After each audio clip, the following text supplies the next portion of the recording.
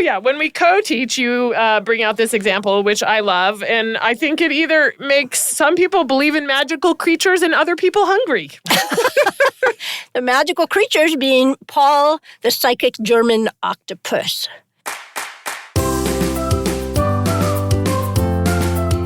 Welcome to Normal Curves. This is a podcast for anyone who wants to learn about scientific studies and the statistics behind them. It's like a journal club, except we pick topics that are fun, relevant, and sometimes a little spicy. We evaluate the evidence, and we also give you the tools that you need to evaluate scientific studies on your own. I'm Kristen. I'm a professor at Stanford University. And I'm Regina.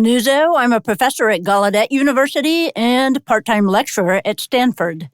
We are not medical doctors. We are PhDs, so nothing in this podcast should be construed as medical advice. Also, this podcast is separate from our day jobs at Stanford and Gallaudet University. Regina, in today's episode, we're going to do something a little different.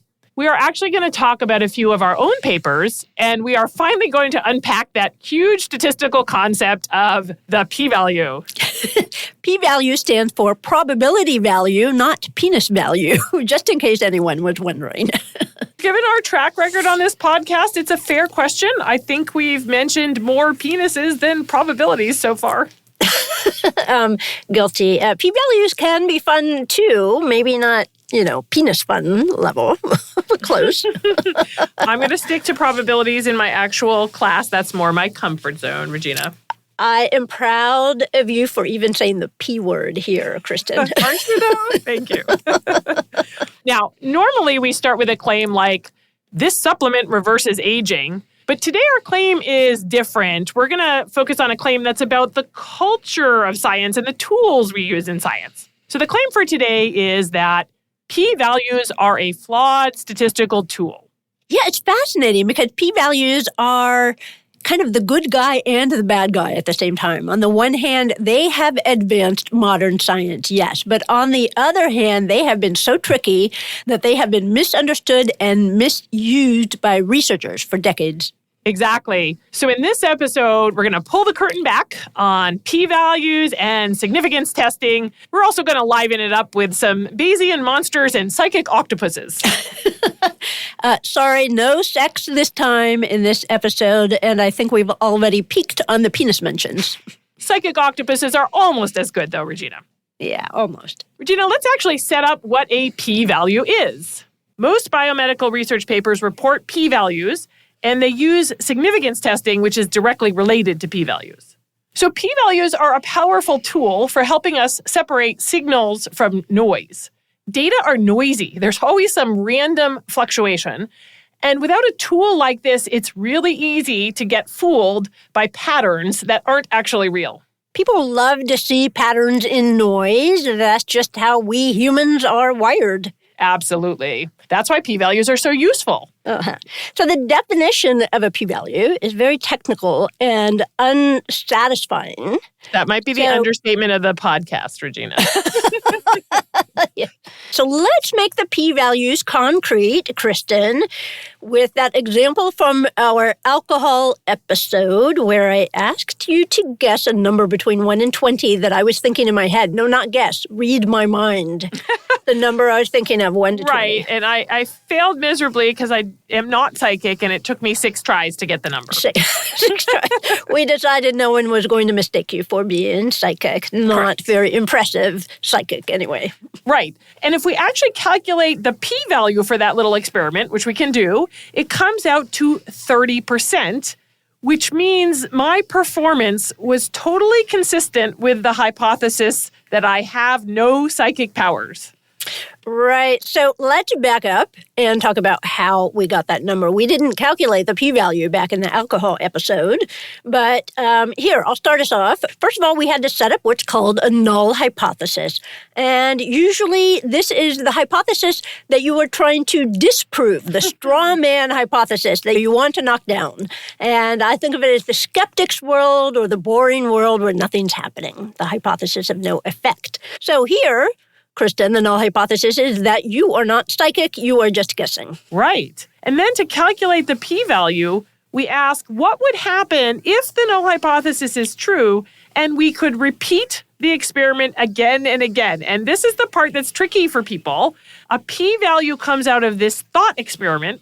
This is called the frequentist perspective. It treats probability as how often something would happen in the long run. Yes, and with this psychic ESP game, you can really picture the hypothetical long run, right? You can picture us sitting in your beautiful backyard, tossing the ball for your dog, and playing 1,000 rounds of this Guess My Number game. Nibbles would absolutely love it, but it would kind of take forever. So, Regina, I actually had the computer simulate 1,000 virtual games under the null hypothesis where I'm not psychic.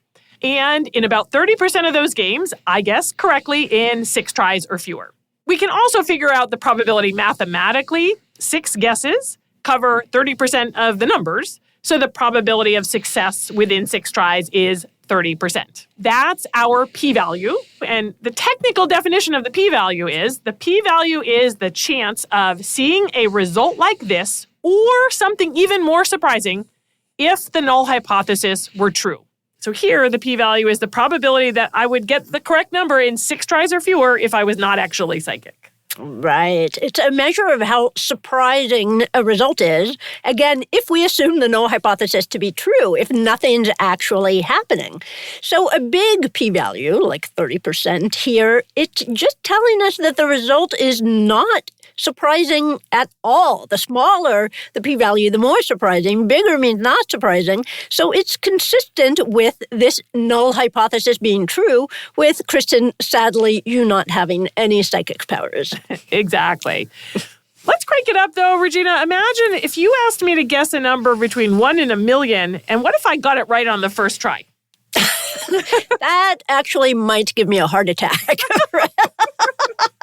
I'm scared to even try it. Because the chance of that happening, if you are not psychic, is 1 in 1,000,000, right? And that's a p-value of 0.000001. Basically a 1 with 5 zeros in front of it. And so in this case, we would definitely conclude that we have strong evidence against the null hypothesis.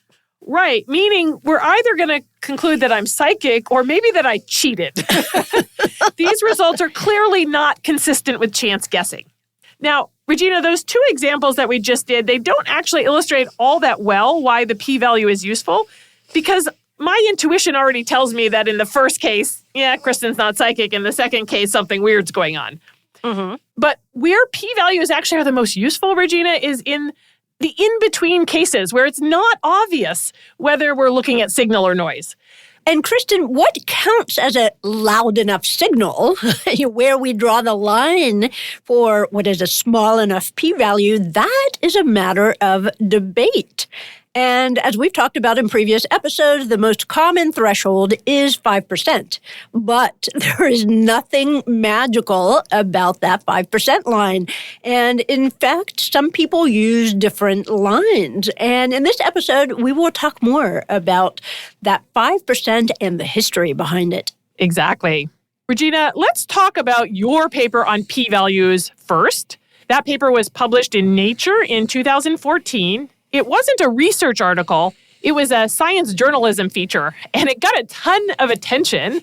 I remember that it got a really high altmetric score, which is a measure of how much attention the paper got in the media and in social media. Regina, can you share that number with us? I feel a little embarrassed bragging like this, Kristen, but it was a little over 5,500. Regina, I am happy to brag for you. An altmetric score of 5,500 is like 99.9th percentile. Very, very few papers ever get that high. I think my highest altmetric score might be something like 300, just to give the contrast. It also got a lot of citations too, right? Yeah, something over like 2,000 citations. That is amazing. Hardly any papers have that many citations. I just think it shows the power of plain English, because statisticians had been yelling about p-values and warning for decades. But thanks to my editors, this piece made the ideas really approachable to a wider audience without talking down to them. Yeah, exactly. This was useful to a lot of people. It actually even won an award from the American Statistical Association. It did. I was very proud of that. I think you can use stories to make abstract concepts come alive, right? So, for example, in the piece, I had a nice lead, right? I opened with an anecdote about a psychology grad student who had a really sexy result. It was that people who were political moderates could literally see shades of gray better than extremists on either the left or right. Wow, so not just metaphorical gray areas, but actual visual shades of gray. Right? Isn't that great? So his original study had a p-value of 0.01, which is highly significant. And everyone was excited. He was probably, imagining fame and New York Times coverage, TED Talks. But then he and his advisor tried to replicate this study with a slightly larger sample, and this time the p-value was 0.59, not even close. Wow. So they could no longer claim an effect. That must have been crushing for the researchers. And you used that story, Regina, to draw the readers in. Right. I wanted to get them curious about what went wrong there. And then from there, I could go into the deeper, wonkier issues about p-values. And the big message that I wanted them to get was that p-values are surprisingly slippery. They look precise, but you've got all these hidden assumptions behind them. Right. And it's a good reminder that a p-value of 0.01 does not mean you've discovered something reliable or true. Right. So the point of my article was that p-values are not magical. And they can cause big problems if you misinterpret them and treat them like they are magic. One of the things I loved about your paper, Regina, is that you dug into the history of p-values, and I think a lot of people don't realize the history and the context. Could you give us a quick taste of that history? Right. So the p-value was developed in the 1920s, so 100 years ago, by R.A. Fisher, who was analyzing agricultural experiments in England, trying to figure out which treatments were worth following up on. And he came up with the p-value as an informal way to judge whether results were interesting enough for just a second look. It was supposed to be part of this whole flexible process where you're blending data and background knowledge. The whole thing was just very synergistic. It was not supposed to be a rigid rule. Which is definitely not how we use it now. And wasn't he the one who gave us the magic 0.05 number? Yeah, that was Fisher. He was the first to suggest 0.05 and to introduce the word significance. But he never meant 0.05 to be this universal cutoff. He wrote things like, it's convenient to take 5% as a standard level of significance. So convenient. It was just a guideline for deciding whether data needed more attention, whether you could take a second look at it. And he saw significance as a continuum. So smaller p-values meant stronger evidence. It was not a binary yes-no. That makes sense. And 0.05 actually fits people's gut intuition. You know, Regina, in class, we do this little experiment where we ask students, at what point, if you keep flipping a coin and it keeps coming up heads, at what point do you start to get suspicious and think that it's an unfair coin? And for most students, it's when we get 4 or 5 heads in a row. And that happens to line up right around a p-value of 5%. Isn't that amazing? So there is something, I think, to the 0.05. But again, just as a general guideline, maybe not a hard and fast rule. My old boss at the American Statistical Association had a great dating analogy for p-values. He said a p-value is supposed to be like swiping right on a dating app. It means, this person looks interesting. Let's take a closer look. Let's go out to coffee. Not, hey, let's get married. But somewhere along the way, we turned it into a whole marriage proposal. That's a great analogy, Regina, and it really shows how far we've drifted from Fisher's original idea. Right. So Fisher was shaping this whole thing, his whole p-value thing, and he had rivals, Jerzy Neyman, who was a mathematician from Poland, and Egon Pearson, who is a statistician from the UK, and they came up with their own system. And the feud between Neyman and Pearson and Fisher was Kristen, it was just legendary. This is the tabloid side of statistics. It's the juicy academic gossip. No, I love it. So the feud got really heated, both in person and what they were writing. So Neyman once described parts of Fisher's work as worse than useless, which is actually kind of a sick burn mathematically. Like, ooh, he got you. Yeah. It was double-edged on that. Fisher shot back. He said Neyman's approach was childish mathematics and said it was horrifying for the intellectual freedom of the West. Wow. I love this stuff, actually. Listeners may forget some of the math, but they're going to remember these guys feuding like a bunch of kindergartners. Mm-hmm. So, Regina, explain why they were fighting so hard.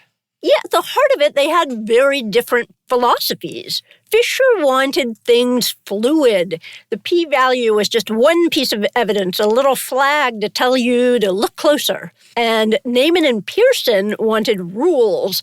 They were trying to get rid of all of Fisher's squishy fluidity, and they were trying to help you make a yes-no decision based on your data. So, Kristen, it would be, are you psychic, yes or no? And it's going to be nice and clean. It's a decision. But in order to do that, you need to sit down ahead of time before you collect your data and make some hard choices and trade-offs. So I have an analogy for this. Are you ready? Yeah, absolutely. Get ready. All right, Botox. Oh. Neyman Pearson is like the Botox itself. It gives you your forehead that is smooth as a baby's bottom. It is rigid and reassuringly pristine. There's no wrinkles, no mess. And Fisher is kind of like natural eyebrows without Botox. And your whole forehead is expressive and flexible, but a lot of wrinkles and a lot of mess in there. So I see the Neyman-Pearson/Fisher clash as like arguing which is better, a nice, clean, Botoxed forehead that you can't move or a flexible forehead that's all wrinkled. Botox works surprisingly well for stats analogies. We've used Botox as an analogy for confounding before as well, Regina. Yeah, there's something about Botox, isn't there? So the Neyman-Pearson framework also gave us the vocabulary that a lot of people remember from their intro-stats class and have nightmares about, like alpha and beta and statistical power, type 1 and type 2 errors. These things are so poorly named. Type 1 and type 2 error, that is completely nondescript. I know, right? Kristen, I think they ought to let us rename all the stats concepts. We should totally rebrand it. It would be so much more fun and easy to remember. It would. So they're probably not going to allow us to give dating app names for all of these. But I do have a dating app analogy for type 1 and type 2 errors. I love it. Okay. Type 1 error is false positive. And this is like swiping right on the dating app when you should not actually do so, right? Like for me, it's the guy has great profile photos and his promising bio. So I swipe right, we go out on a date, and the date turns out to be a total dud. Not good. Should not have done this.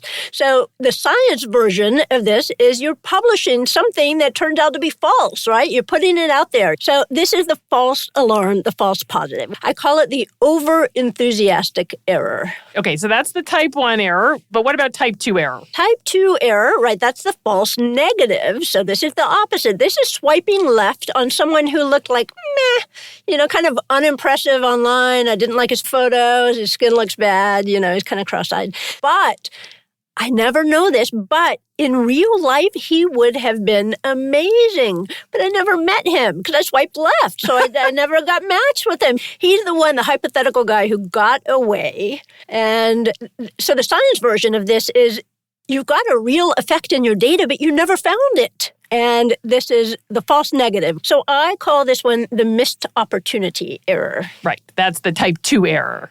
Mm-hmm. And I actually do think about these things when I am swiping on my app. But what's the cost of a lot of false positives? A lot of bad dates. But what's the cost of a false negative? I might have missed my soulmate. Oh, real life decision theory at work, Regina.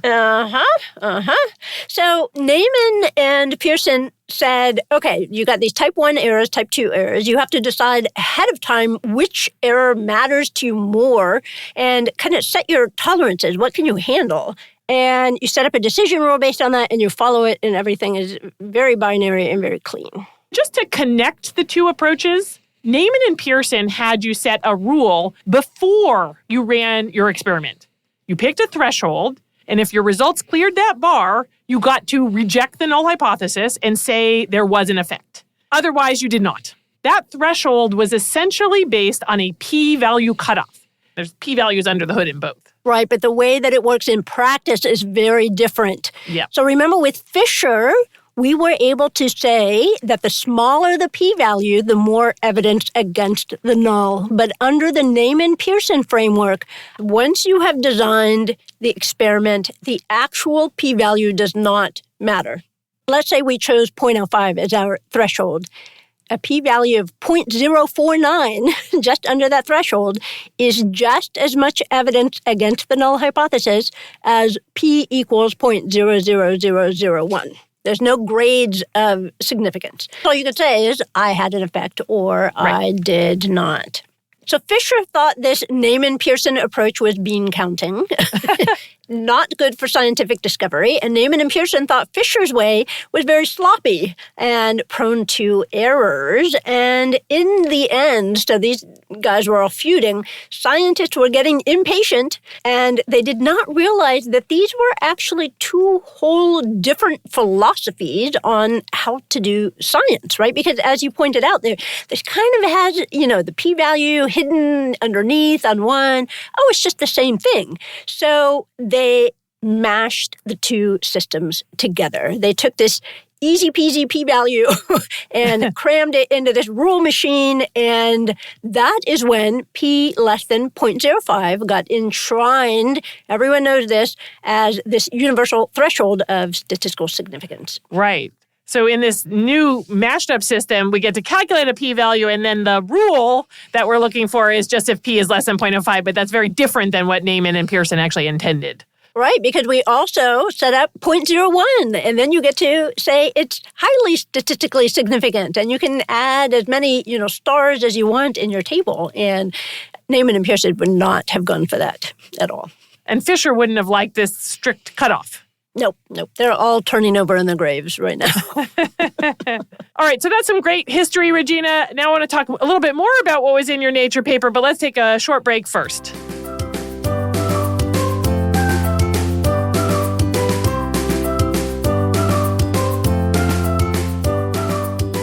Regina, I've mentioned before on this podcast our introductory statistics course, Demystifying Data, which is on Stanford Online. I want to give our listeners a little bit more information about that course. It's a self-paced course where we do a lot of really fun case studies. It's for stats novices, but also people who might have had a stats course in the past but want a deeper understanding now.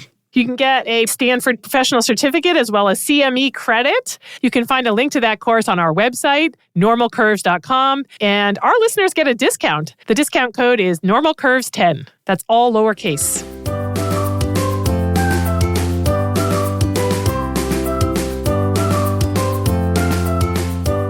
Welcome back to Normal Curves. We were talking about Regina's Nature paper on p-values.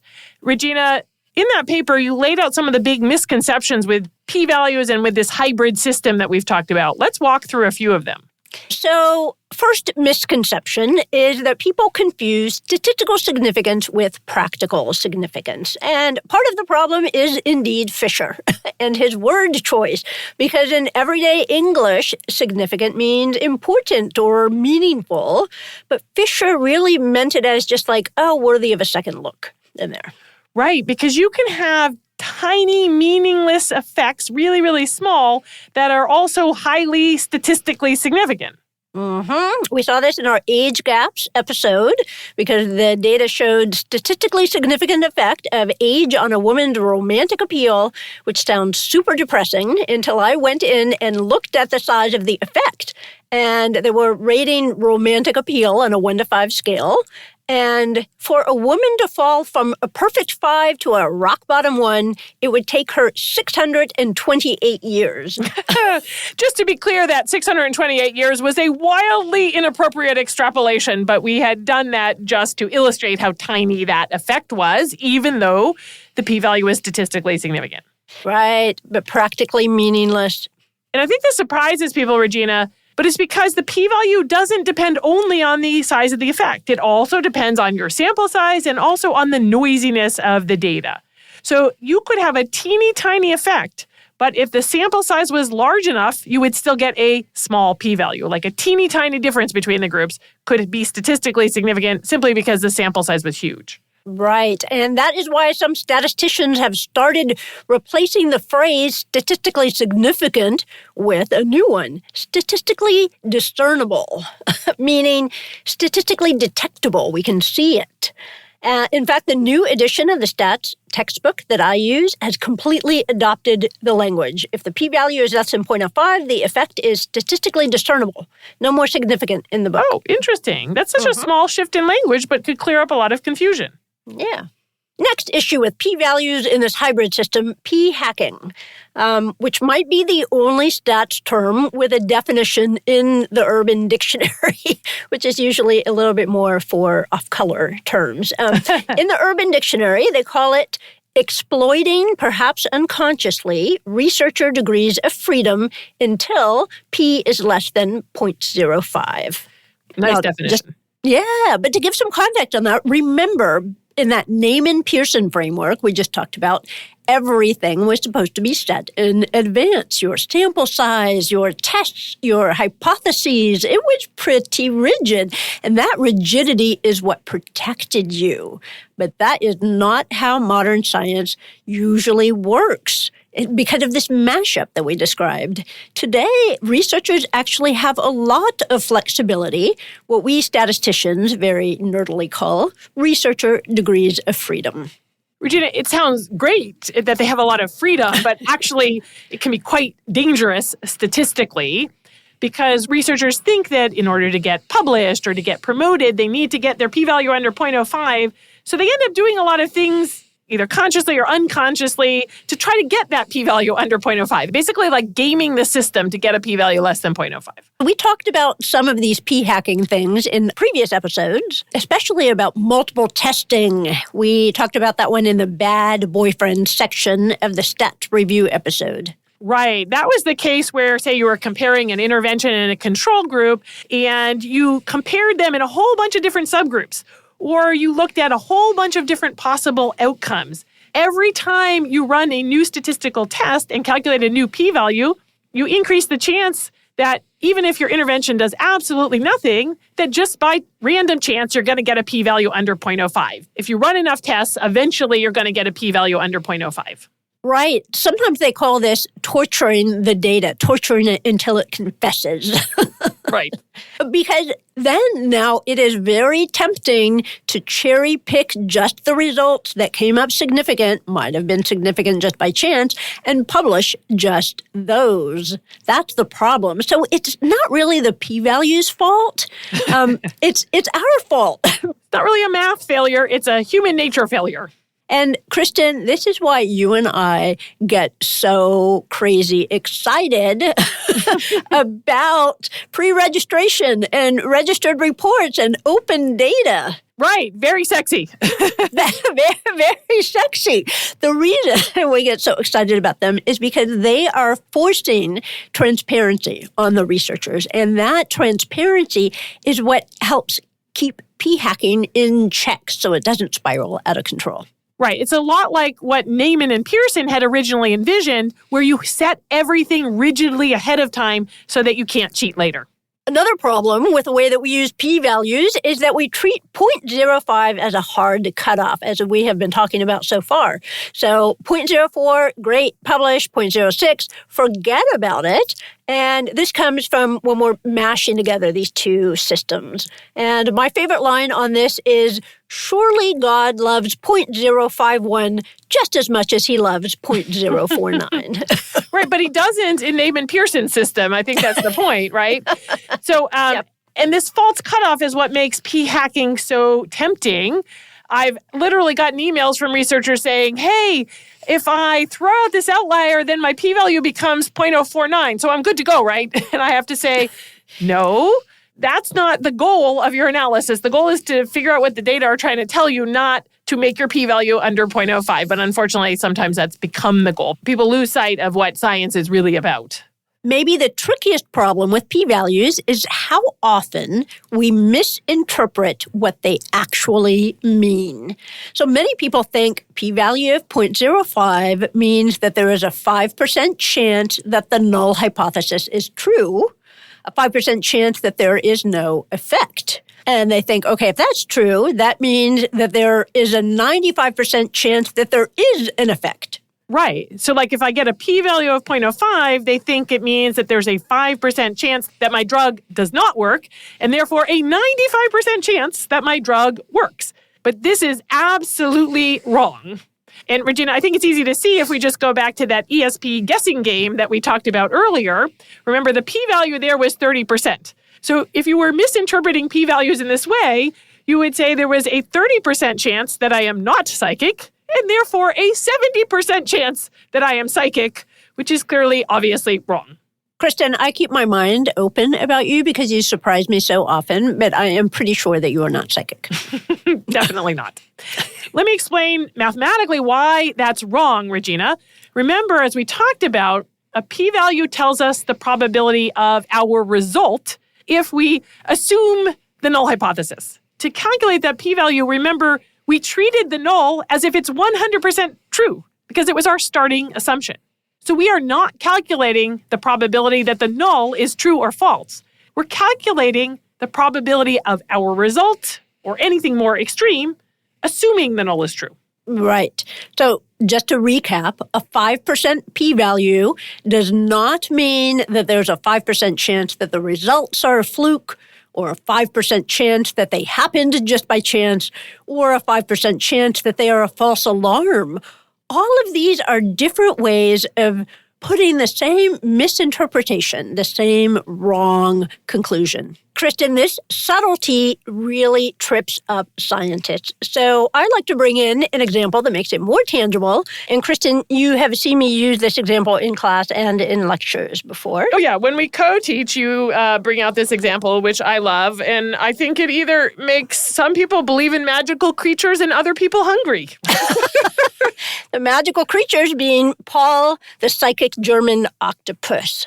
I love Paul the octopus, but not everyone may be familiar with Paul the octopus. So tell us about Paul. Paul was hatched in 2008 and lived in an aquarium in Germany. And before each big football match, yes, soccer. Soccer, Regina. His handlers would give him 2 clear food containers. One had a German flag on it, and the other had the flag of the opposing team in the upcoming match. And whichever container Paul opened first, that was his prediction for who was going to win. And this was a well-designed experiment because lunch was served before the game. So this was actually a prospective study. These were real predictions. The handlers did not already know the answer. They publicized his picks in advance even, so they couldn't go back and change them. No cheating, and it was well publicized. So for the 2010 World Cup semifinal, Paul picked Spain over Germany.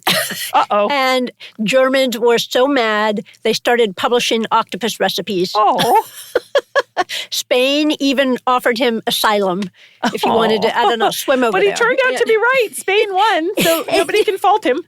That is the amazing thing. So if you look at his entire 2-year career as a psychic, 2008 Euro, 2010 World Cup, Paul predicted 12 out of 14 matches correctly. That's pretty amazing. What's the p-value associated with this?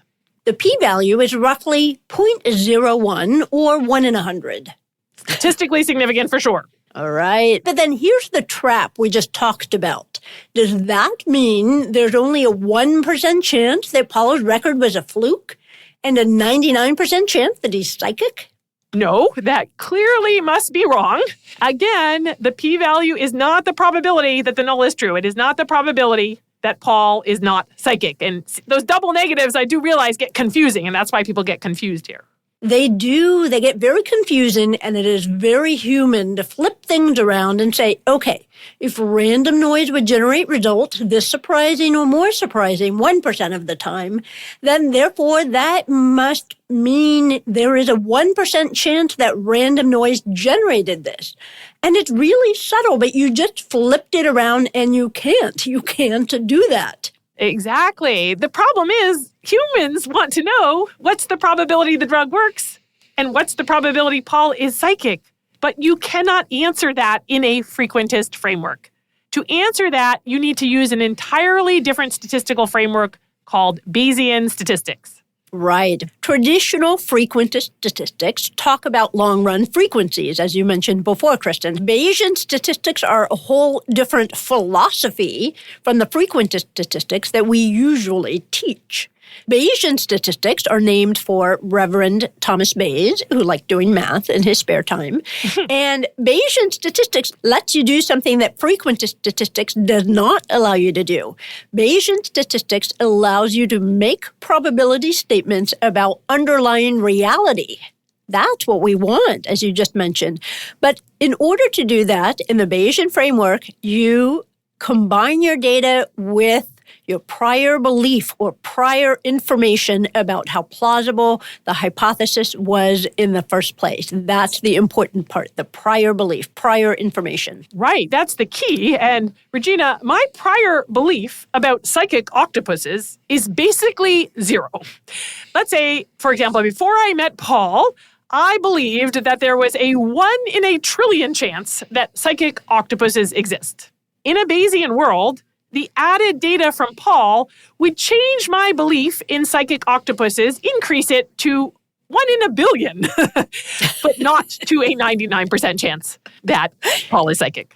Definitely not. And in the Bayesian statistics, we can see mathematically that the lower your prior probability is, like you, Kristen, with the 1 in a, zillion, the more extraordinary your evidence needs to be. The stronger the evidence, Kristen, to change your mind about psychic octopuses.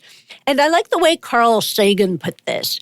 Extraordinary claims require extraordinary evidence. It makes sense.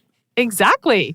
And in Paul's case, 12 out of 14 just is not extraordinary enough. It's not. In my Nature paper, I made a graphic to show how p-values don't really tell us about underlying reality in the way that many people think. A lot of people assume, as we've talked about, p-value of 0.05 means there's a 95% chance the effect is real, but it doesn't. It's much lower.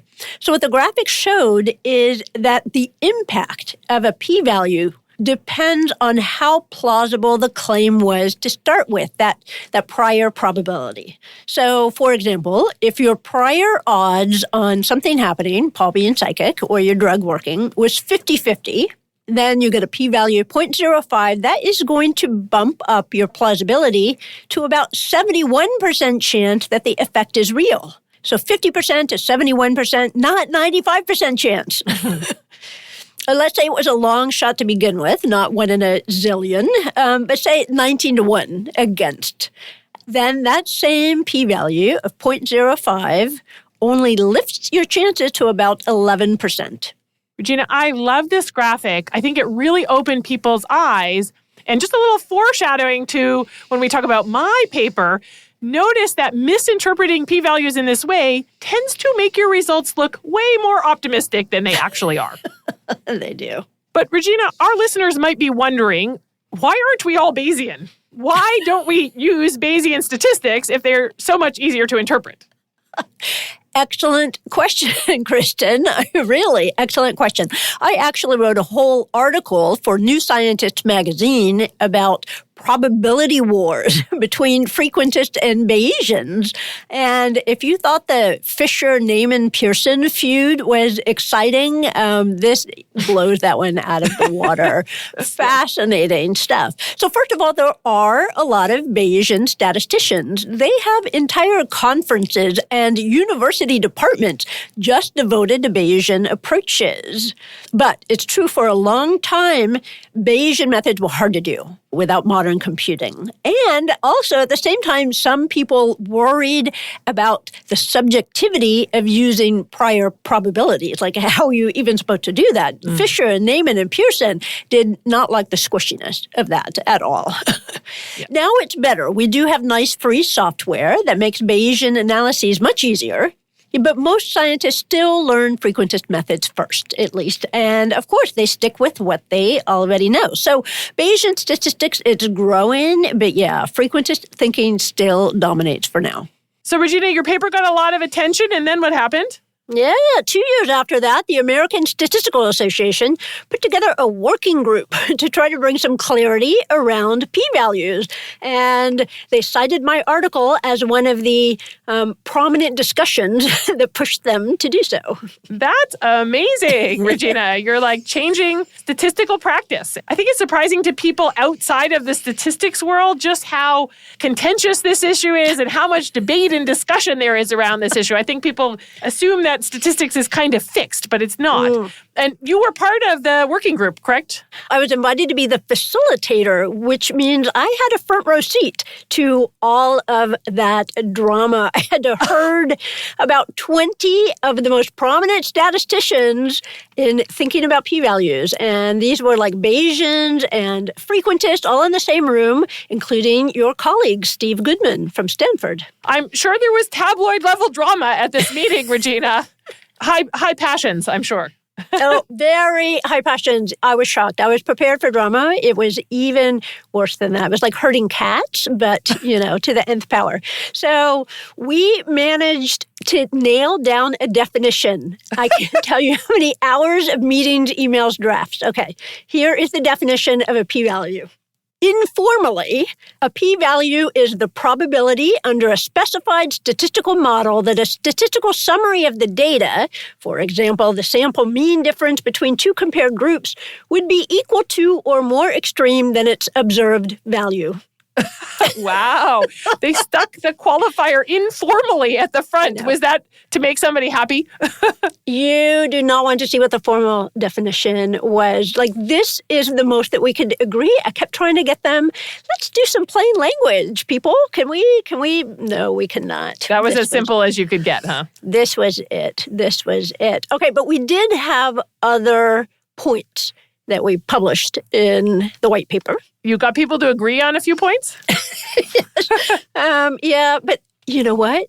They're not shocking, these things. Okay, so 6 key principles, and most of them were basically don'ts. Do not do this. Don't treat p-values as the probability the null is true. We covered that. Don't make important decisions based solely on whether p is less than 0.05 or less than any threshold.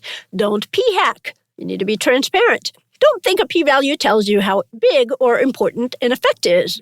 And my favorite, by itself, a p-value does not provide a good measure of evidence regarding a model or hypothesis. In other words, a lot of the pitfalls we've just talked through. Yes, like it was kind of my paper. It was nice. So there was one positive statement that we agreed on.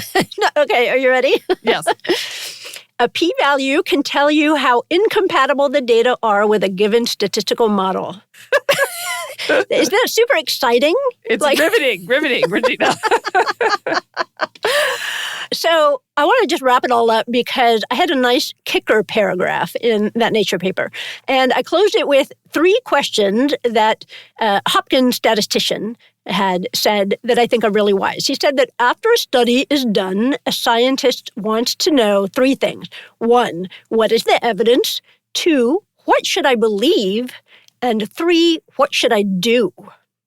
And then I had a quote from Steve Goodman saying, quote, one method cannot answer all these questions. The numbers are where the scientific discussions should start, not end. That is a perfect place to end, Regina. The p-value isn't magic. It's just the starting place. All right. Let's take a short break. And then we get to talk about your paper.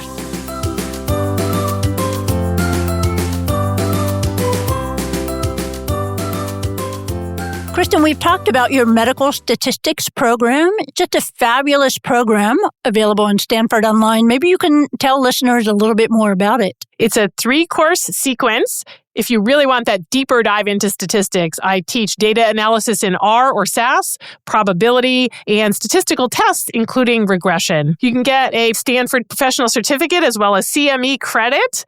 You can find a link to this program on our website, normalcurves.com.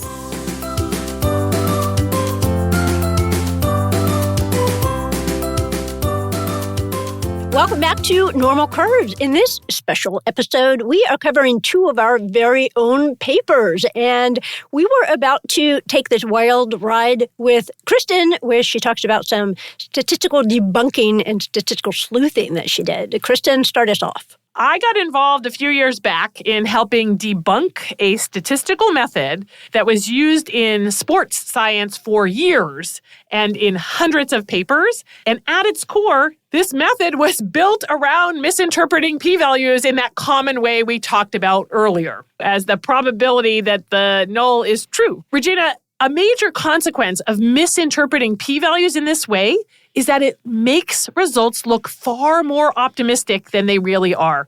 Here, I believe that resulted in flooding the literature with a bunch of false positives. Which is a huge deal. So, Kristen, you played a really terrific role in this statistical debunking. That's what it is. But you also ended up really sinking a lot of time into this whole enterprise. Way too much time. I didn't realize what I was getting myself into when I first happened upon this. And Regina, it's too bad I didn't get paid for all that time. I could have used that time for paid work. Yes, but scientific researchers, we are grateful to you for your hard work. Thank you for your service. Okay, so tell us a little bit about this method. What was it? It's called magnitude-based inference, or MBI, and it was cooked up by 2 sports scientists, Will Hopkins and Alan Batterham, and they pushed it hard. Supposedly, they would go around at conferences and pressure young researchers to use it. By the time I got involved, they were even selling lucrative courses to teach the method. And as we're going to see, it had a cult-like feel to it. Wow, these guys were pretty ballsy, weren't they? Oh, yeah. And they built it as an alternative to significance testing and as a solution to some of the problems that we've talked about with p-values. Oh, that's how they sold it to people. That was one of their sales pitches, yes. Yeah. The whole thing was introduced on Hopkins's personal website, sportsci.org, which he tries to pass off as a peer-reviewed journal. What do you mean by that? So it says peer-reviewed journal at the top of the website, but the, quote, peer review is just friends reviewing friends. So at the time I got involved, it was usually just Batterham, quote, reviewing Hopkins. So in no way was a peer-reviewed journal. Again, did I mention ballsy? Ballsy. And on their website, you could download Excel spreadsheets that implemented MBI. Now, there was no real documentation of what the spreadsheets were doing mathematically, no version control, but you could download these things, paste your data in, hit enter, and out would come a whole bunch of results. Ooh, Excel is just usually never a good idea. I spend a lot of time telling people why they should never use Excel to manipulate or analyze data. It makes it really easy to introduce errors and really hard to trace those errors. Yeah, Excel is bad. But I can see why this whole MBI thing caught on. It came into these, easy-to-use Excel spreadsheets, no coding needed. And the results looked extra optimistic. That's what you're saying, Kristen, right? Exactly. So what's the backstory? How did you get pulled into this? So in 2017, I happened to be on a statistics panel at a conference, and also on that panel was the journalist Christy Ashwandon. She was writing for 538.com at the time. Christy is great. We love Christy. We've both worked with her. Exactly. She was working at the time on a book on sports science, and I analyzed data in sports medicine, so we got to talking, and then she asked me to take a look at this odd statistical method that she had come across in the sports science literature. MBI. I had never heard of it before, but she sent me some papers and I set aside a few hours one morning to look through them. And when I started reading them, I could not believe what I was seeing. I actually ended up taking my laptop around all day between my classes at Stanford, and I was furiously running code and typing emails to her. And we ended up having a long conversation the next day in which I explained some of the problems that I was seeing with MBI. I got off that call, though, and I wasn't really sure if she was going to write anything up for a lay audience about this because it's kind of technical and niche-y. So I felt like I should write up a little critique for the academic literature. I thought it would be a few days of my life. Little did I know what I was actually getting myself into. Famous last word on that one. Yes. So tell us what your paper was about then. So I proved mathematically that MBI makes it easier to find false positives. In statistical terms, it inflates the type 1 error rates. Right. And just to remind everyone, a type 1 error is a false positive. It's when you conclude there is a real effect when in reality there is not. And this too many false positives is one of the big problems in significance testing. This gets back to John Ioannidis' essay on why most published scientific findings are false positives. But Kristen, you're telling us that there were two researchers here who were actually developing a way, working hard to make this problem even worse, not better. Yeah, exactly. Yes, that was even part of their sales pitch. They wrote, MBI has provided researchers with an avenue for publishing previously unpublishable effects from small samples. I love that. It makes it sound like the goal is just publishing, not, uncovering scientific truth, maybe. Right. So what they did here was lower the statistical bar to make it easier to find things, right? That's exactly what they did. And they were selling it as, look, we can find more things. But when critics came back and pointed out that if you can find more things, that necessarily is going to increase false positives, they doubled down and tried to deny that. It's classic have your cake and eat it too nonsense. Yeah, absolutely. So other people had criticized this before you then? Yes, I got involved kind of late. This had already been around since about 2006 and had already faced plenty of criticism. But none of those criticisms had really stuck because the developers of MBI always countered with smoke and mirrors. And a lot of people in sports science just didn't feel qualified to evaluate a statistical method. So the smoke and mirrors kind of worked. Yeah. Regina, I think the developers of MBI had good intentions in creating this method. They were trying to make something easy for sports scientists to use, and they were trying to avoid some of the problems p-values cause.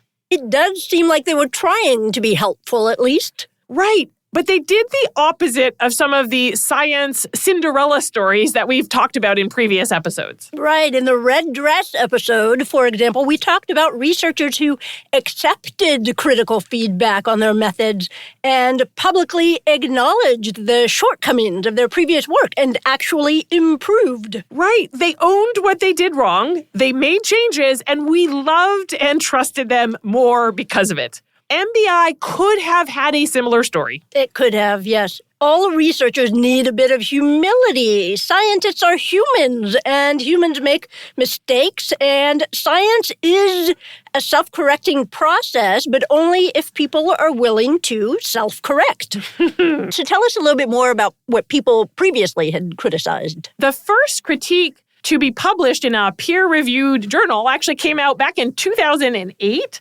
and some statisticians pointed out that MBI misinterprets p-values and confidence intervals as Bayesian probabilities. So they suggested that instead of MBI, people should just do a proper Bayesian analysis. Common sense, but also a good burn. Yeah. But how did the MBI guys respond to that? They fired back with a letter titled An Imaginary Bayesian Monster. Bayesian monster, like a cookie monster? Is it cute? What is it? Oh, I'm picturing like a fuzzy little cute monster. Yes, Regina. Oh. And kudos to them for the creative title. Right. And I'll also give them kudos because they managed in their letter to slip in a reference to the Hitchhiker's Guide to the Galaxy. Pretty good. Beyond that, however, it was complete nonsense. They tossed around some statistical jargon that sports scientists might not question, but it was complete statistical gibberish. It was. I read it. And to me, the whole thing read like one big non sequitur. Like, this sentence did not really relate to that last sentence at all. For our statistician listeners, we do have a few. Their argument was basically, we ran a bootstrap version of a t-test. And because it gave us the same answer as the t-test, therefore, we have done a Bayesian analysis. It was exactly that, yes. Okay, let me translate for everyone else in our audience. That is like saying, we are playing chess, and I just showed that a knight is allowed to make an L-shaped move. Therefore, I am now playing poker. Ooh, that's a good one. I was thinking, it reminded me of Inigo Montoya from Princess Bride. Yeah. Do you remember his famous line? You keep using that word Bayesian. I do not think it means what you think it means. Yes, love a good Hitchhiker's Guide reference and a good Princess Bride reference, yes. Another critique was published in 2015 by Alan Welsh and Emma Knight, two Australian statisticians, and they actually went into the MBI spreadsheets and painstakingly worked out what every Excel formula was doing. And what they showed was that the spreadsheets were just running standard hypothesis tests, spitting out p-values, and then misinterpreting those p-values. Wow. So Alan and Emma are really doing God's work for us here to uncover this. Yes, God bless them. I would not have had the patience to go through those spreadsheets, but I could not have written my paper without them mathematically laying out what the spreadsheets were actually doing. Mm-hmm. Regina, let's make this concrete. So say we ran a trial where runners drank cherry juice or a placebo drink for 2 months, and then we measured their improvement in 5K times. One of the null hypotheses MBI would test is that cherry juice has no or only a trivial benefit on running times. Right. Remember, the null hypothesis is that skeptic's world. It's the opposite of what we're actually trying to prove. Right. But here it's a bit different than what we talked about before, because in this skeptic's world, the true value isn't just zero, it's zero or something very tiny. And Regina, let's imagine that the cherry juice group improved by 15 seconds on average, while the placebo group did not improve at all. And then we take the data and we compare these groups using a standard hypothesis test, a t-test, and we get a p-value of 0.24 or 24%. Right. Now let's interpret what that actually means.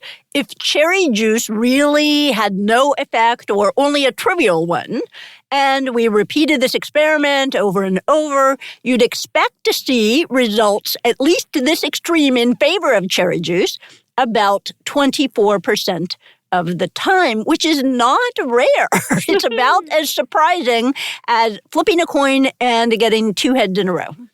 Right, Regina, I could do that live right now here on the podcast and get 2 heads in a row, no problem. It wouldn't be all that exciting or surprising. But Here's the kicker.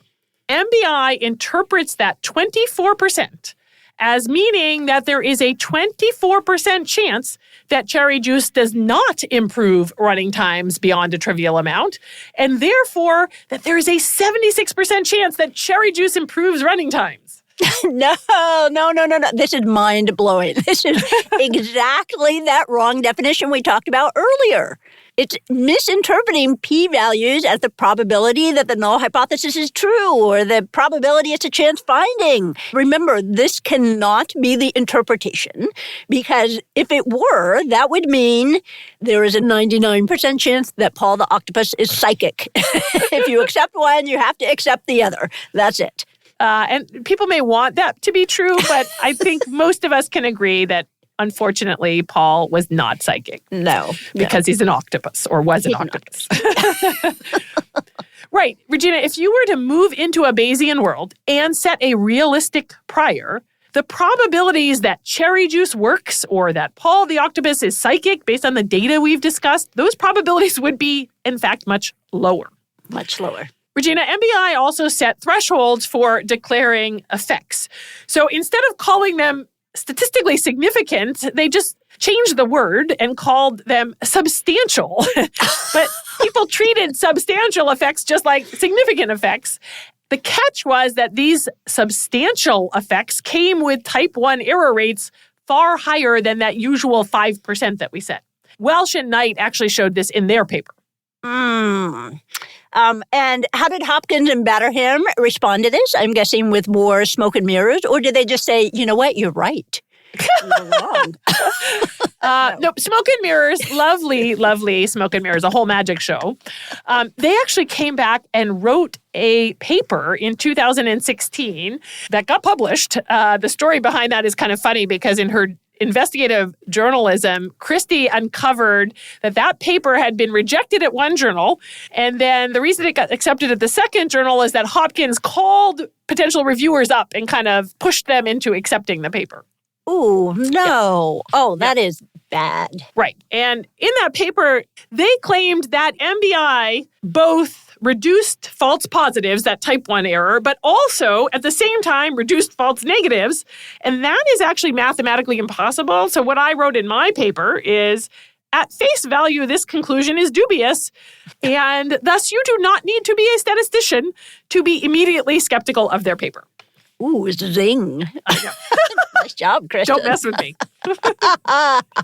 False positives and false negatives always trade off. Think of that dating app. If you crank up your filter to only match with the 6-foot supermodels with 6-figure salaries, you are going to cut down on bad dates. Sure, that's going to be fewer false positives, but you will also miss out on a lot of perfectly nice people. That's the false negatives. That's the way it works. Exactly. So in my paper, I derived mathematical equations for the error rates of MBI, and I proved mathematically that MBI trades off false negatives and false positives just as expected in math. I also showed that it inflates type 1 error at exactly the small sample sizes that it recommends that people use. Regina, in essence, MBI was exploiting winner's curse, which is something we talked about back in the red dress episode. That is fascinating. Winner's curse, a favorite of mine, where small samples can very easily give off these flashy results that turn out just to be chance flukes. Yes. And what they were doing was, in these small samples in particular, they were lowering the bar for distinguishing signal from noise, which made it even easier to turn those random blips into publishable stories. I bet these two were not very happy with your paper, were they? They didn't love me, no. What happened? What'd they say? So, Regina, this is actually the story of how I got on Twitter in the first place. I had not been a Twitter user, but within hours of my paper going online, the MBI authors were attacking me on Twitter, claiming to have already disproven my analysis. So I got on Twitter just so I could cut through their smoke and mirrors. Not long after this, the creators of MBI emailed me, and they invited me to have a debate about my paper that they were going to moderate on their website. Well, that's so generous of them. It's perfectly fair and objective. What nice guys. I know. I was like, thanks, but no thanks. We had a little email exchange, and as we were talking on email, I suspected that they actually hadn't even read my paper, so I asked a leading question to test them, and sure enough, they had zero clue what my paper was actually about. They then went on to publish our email exchange on their website without my permission, but of course they conveniently left out the part where I exposed that they didn't understand my paper. Regina, they kind of picked the wrong person to mess with, though. Mm-hmm. had they just kind of left it be and I published my paper and they left it alone and didn't try to throw up smoke and mirrors, I probably would have left it alone too. The problem is I have no tolerance for bullshit. And I am also unusually meticulous and persistent. So I decided, well, I am going to make a video to explain my paper because I do a lot of lecturing and I'm a good lecturer. So I made a 50-minute YouTube video walking through my paper. That gave the paper some traction. And around the same time, Christy Ashwandin wrote about MBI and my paper and my video on 538.com, and that gave my criticism even wider exposure. Now, the MBI proponents, they came back and wrote a lengthy critique of both my paper and Christy's article, and they posted it on their website. Almost none of it addressed the substance of my paper, the type 1 error issue. Instead, they tried to attack me by calling me a, quote, establishment statistician, as if that was an insult. I was so flattered I put it on my Twitter bio, actually. Establishment statistician is a compliment. I know. Kristen, let's make T-shirts. I am still waiting to get my establishment statistician card in the mail. I want an official badge, and I would wear it with honor, because if there's ever any place you want to be establishment and not like a rebel, it's in math. I know what I'm getting you for your birthday then. Spoiler alert. Regina, when we do merch for the podcast, we need establishment statistician badges that people can buy. Normal curved establishment statistician. I like the ring of that. Mm-hmm. Now, it did turn out that MBI had a cult-like following, and there were a few devotees who, in response to my paper, wrote blog posts supporting MBI, and some of them were really fun. So I want to read a few excerpts from one of my favorites. His first line is, "I am not a statistician," and kind of love the transparency there. He goes on to say, "I trust the analytical foundations of MBI, and my trust is based on the following. Alan and Will are amongst the most highly cited researchers in exercise and sport. Their knowledge of the inference literature is clearly beyond reproach, and their logic is impeccable." Wow. They go on to say, "Realizing the importance of MBIs is much like Neo deciding to swallow the red pill in the movie The Matrix. When making the decision to learn and understand MBIs, one can never revert to conventional methods unless forced to. You simply know better." Isn't that great? I love the Matrix reference, though, gotta say, and the red pill. But the ironic thing is that they were actually blue-pilled by this MBI stuff, right? So Neo gets offered the blue pill and the red pill. Blue pill is go back to your normal everyday life. And red pill is, no, the scales fall from your eyes. They were taking a blue pill that was disguised as a red pill. Yes. But Kristen, you and I are the actual ones handing out the red pills, trying to show researchers what evidence really looks like. Yeah, you're right, Regina. That's kind of what we do in this podcast, right? Red-pilling the research. Like, remember our Stanford students this year? And they said, now that my eyes have been opened, I can never see research the same way again. And they were disturbed. But you and I just looked at each other like, yep, mission accomplished. Done. Our work Yep. here's done. Yep. Yep. Mm-hmm.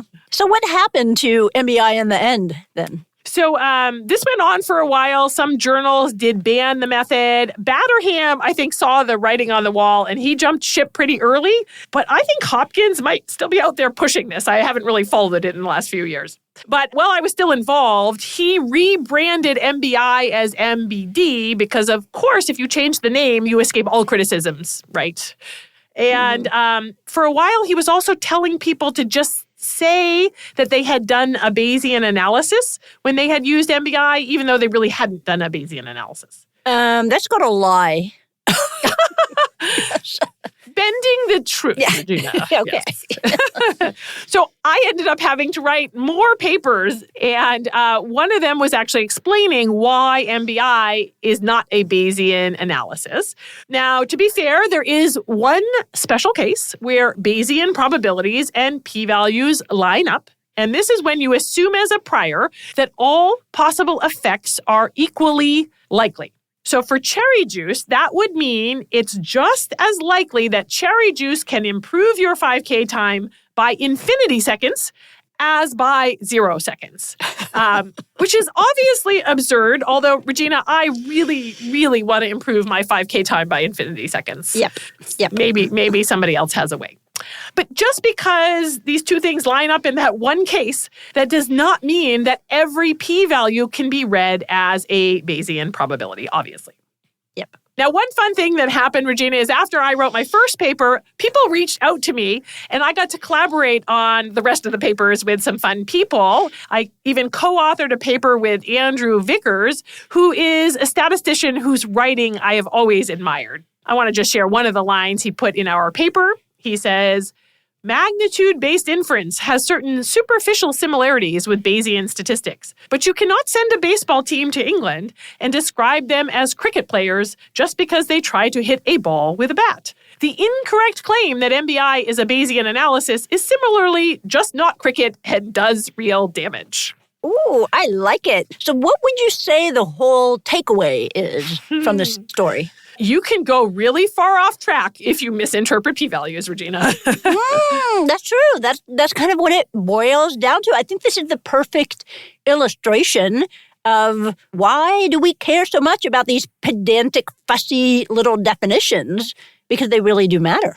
Right. Kristen, I think we are ready to wrap up our p-values episode and rate the strength of evidence for our claim. And our claim today is p-values are a flawed statistical tool. And we rate the strength of evidence for this claim using our 5 smooch scale. 1 smooch means little to no evidence in favor of the claim, and 5 means strong, very strong evidence in favor of the claim. So, Kristen, go first. What do you think? Regina, I'm going to go with 2 smooches on this one.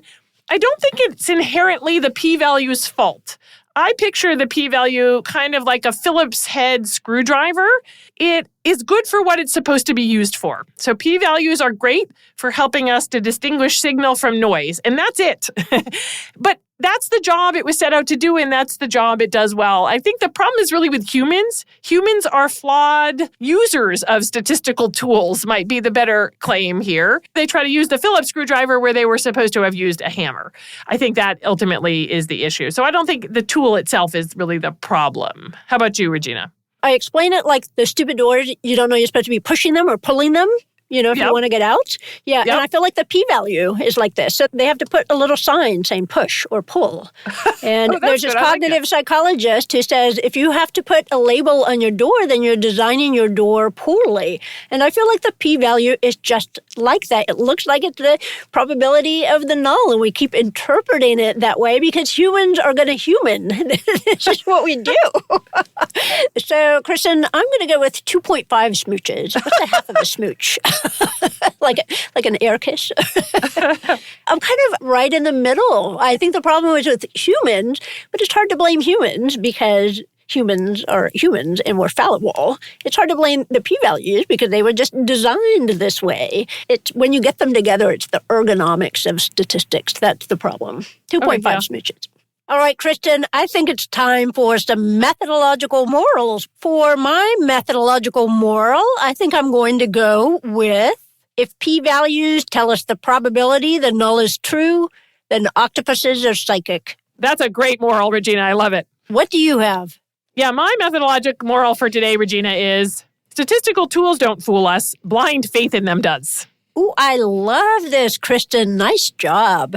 This has been a really interesting episode, Regina, a little different than our typical episode, but I'm hoping that listeners are going to come away really having a much clearer understanding of what a p-value actually is. I think so. But, in some ways, Kristen, we have only scratched the surface of p-values. We have left out so many subtleties and tiny little details. So just giving a nod to all of those p-value aficionados out there, that we realize this is just the tip of the iceberg. But this has been delightful. Kristen. Thank you so much. Yeah, people get surprisingly emotional about p-values, so be careful. You've been forewarned, and we will put more papers about p-values in our show notes if you want deeper reading. Thanks, Regina.